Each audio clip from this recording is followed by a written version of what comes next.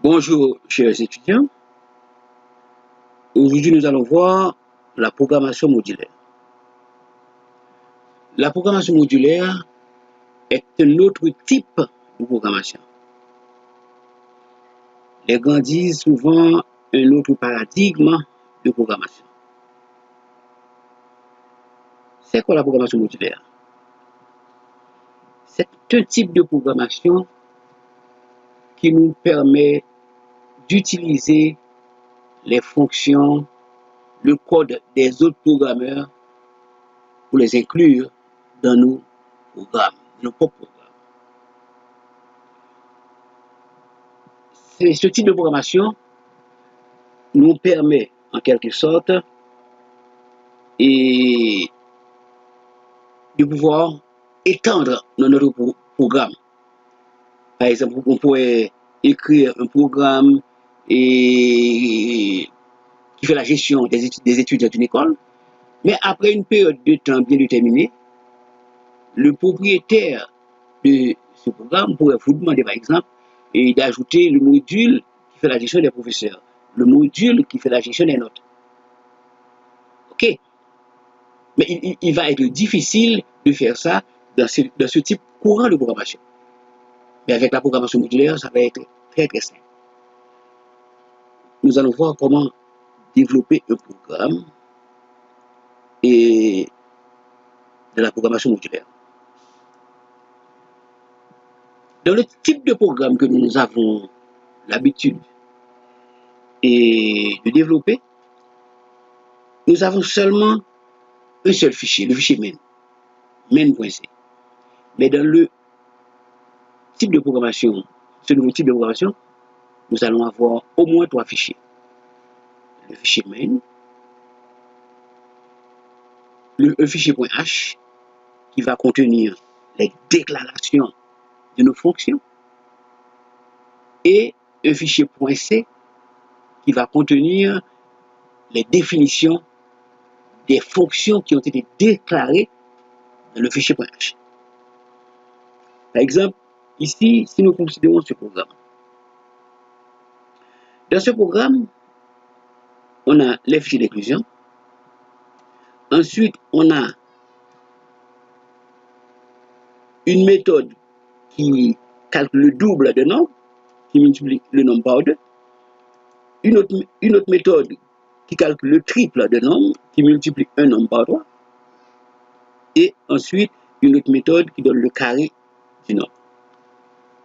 Donc, il n'y a aucun problème pour exécuter un tel programme parce que la fonction main se trouve à sa position, en dernière position. Donc, il n'y a aucun problème pour exécuter ce programme. Nous allons voir ça rapidement.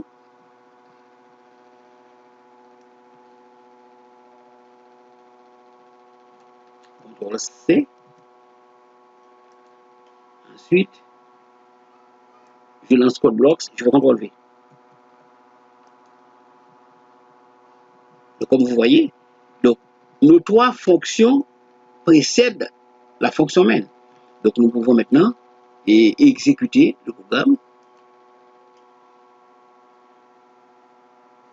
Il va nous demander d'entrer un nombre et il va ensuite nous donner le double, le triple et le carré.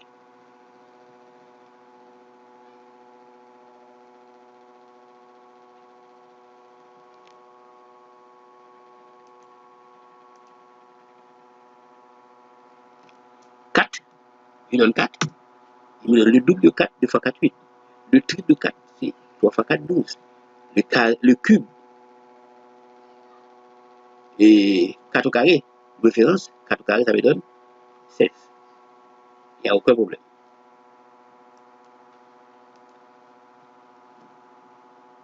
Mais, dans tous les programmes, la fonction main ne se trouve pas en dernière position.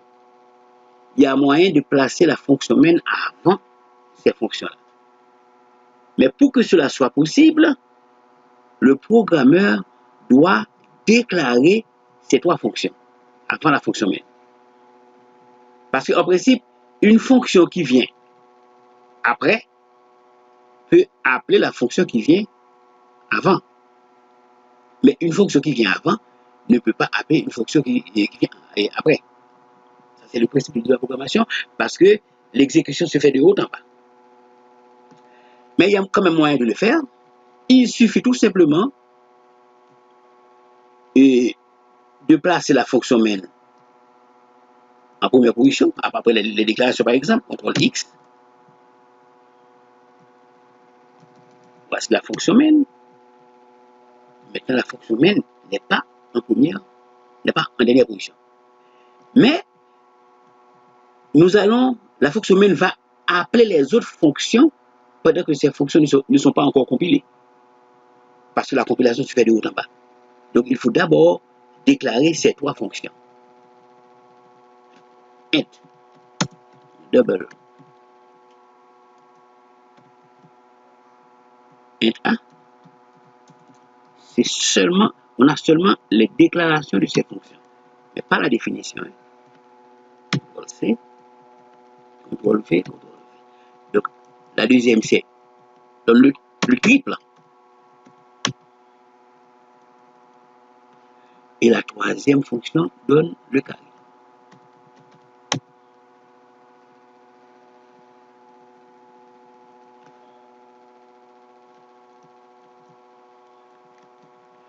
Il n'y a aucun problème dans ce programme-ci, d'accord? Parce que ces trois fonctions devaient se trouver avant la fonction main, mais on a fait le nécessaire. Avant la fonction main, on a fait les déclarations de ces trois fonctions-là. C'est-à-dire, on a annoncé la présence de ces trois fonctions avant la fonction main. Donc, même si ces trois fonctions-là ne précèdent pas la fonction main, mais leur déclaration précède la fonction main. Il n'y a aucun problème. Donc, si on exécute, on ne va pas avoir d'erreur.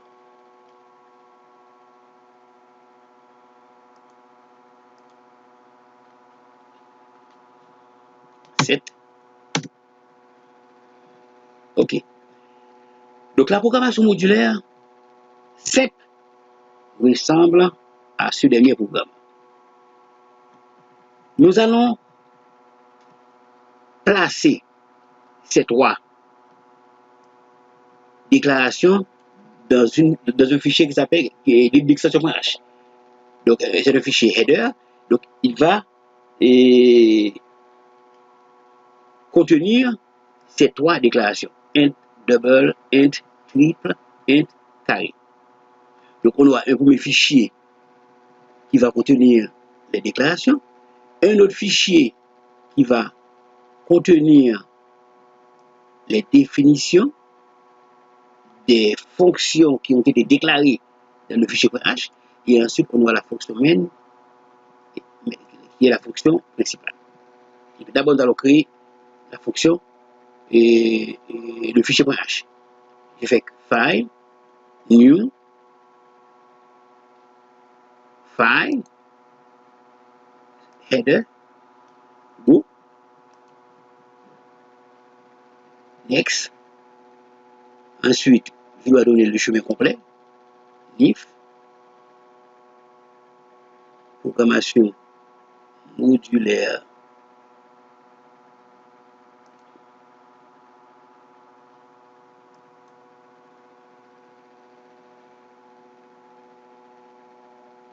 org.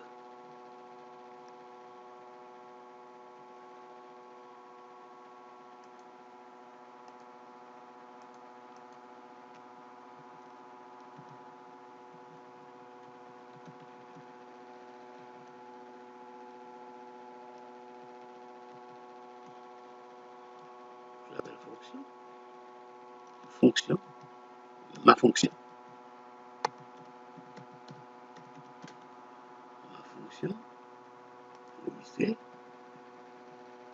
je coche c'est de là, je clique sur all, je dis Bob Église, ensuite finish. Voici la fonction PH. Je place les déclarations à l'intérieur de la fonction CTRL X. PH, CTRL V. C'est les déclarations. D'accord. Maintenant, je vais créer un autre fichier d'extension C. Ça va être le troisième fichier. File, New, File. Ensuite, Source. Next.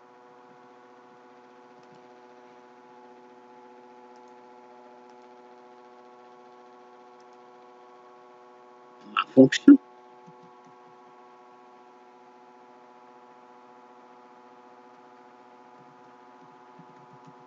Ma fonction.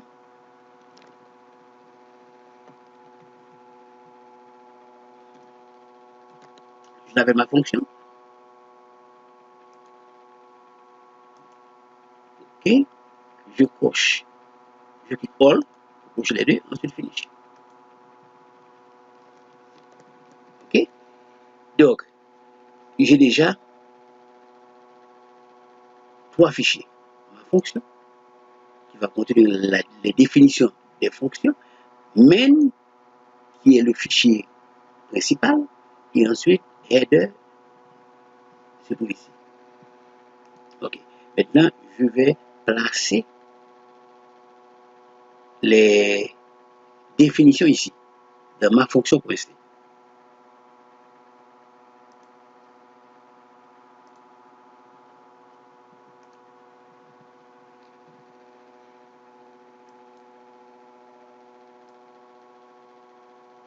CTRL C. Ensuite, ma fonction .c, CTRL V. Je sauvegarde. Pratiquement, je suis sur le point de terminer. OK? Mais, je vais utiliser l'entête, c'est-à-dire ma fonction.h. Et je dois placer cette fonction-là, et je dois inclure ma fonction.h dans les fichiers .c. Donc, de la fonction main,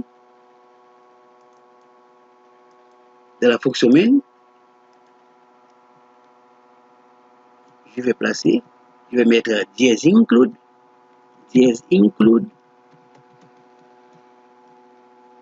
ma fonction. Oh,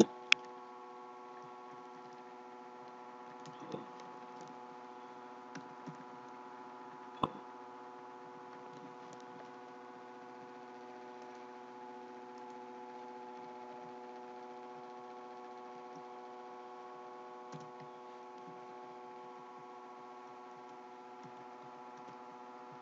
C, CTRL V, ma fonction.h. Ma fonction.h. Je sauvegarde maintenant.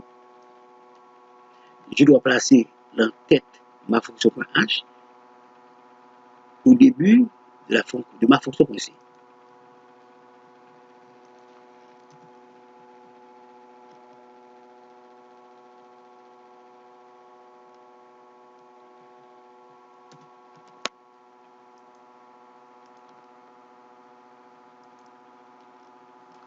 CTRL C, CTRL V.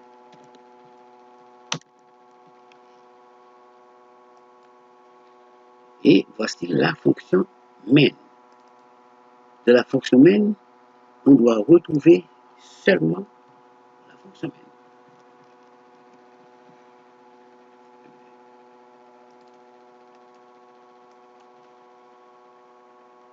Donc,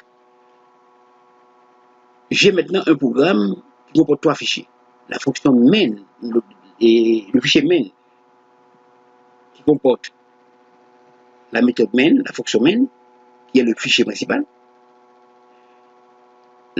Le fichier ma fonction.c qui comporte les définitions des fonctions utilisées dans le programme. Et ensuite, ma fonction.h qui comporte les déclarations de prototype de ces fonctions-là. Maintenant, je peux sauvegarder et ensuite compiler.